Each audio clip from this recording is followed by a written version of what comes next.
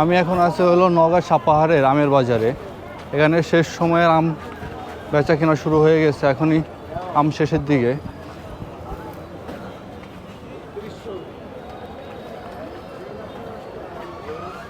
এখন শেষের দিকে বাড়ি ফলের চাহিদা খুবই বেশি, বাড়ি ফল অনেক উঠেছে এখন মোটে।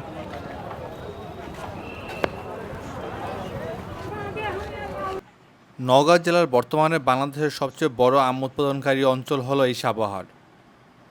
এক সময়ের দান প্রদান এই বরন্দ অঞ্চলে 90-এর দশকের শেষের দিকে কৃষকরা ধান চাষের বিকল্প হিসেবে বাণিজ্যিক আম চাষ শুরু করেন। বিশেষ করে জেলার সাপাহার, পোরশা, নিয়ামতপুর উপজেলার এই আম বিপ্লব ঘটে।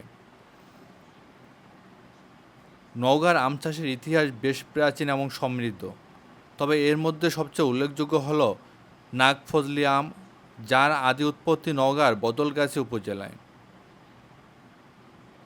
এর স্বাদ ও গঠনের অনন্যতায় জন্য এর সম্প্রীতি এই ঐতিহ্যবাহী আমটি ভৌগোলিক নির্দেশক হিসাবে স্বীকৃতি পেয়েছে।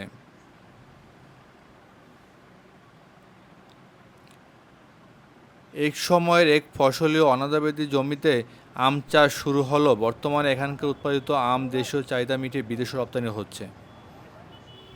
এখানকার সবচেয়ে জনপ্রিয় আমগুলির মধ্যে হলো আম্রপালি।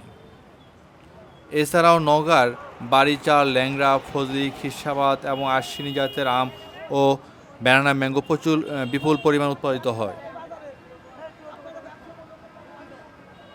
এখন এখানকার চাষিদের বেশিরভাগই এই আম চাষের উপর নির্ভরশীল। এখন আমের সিজন শেষ হওয়ার কারণে আম্রপালি প্রায় প্রতি মণ 6 থেকে 7,000 টাকা করে বিক্রি হচ্ছে। আর এখানকার প্রতি মণ আম হয় 52 কেজিতে।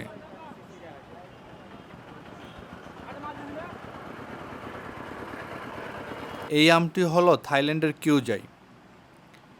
এর আকার বেশ বড় হওয়া ও এর স্বাদ ও গুণের কারণে এর খুব চাহিদা রয়েছে।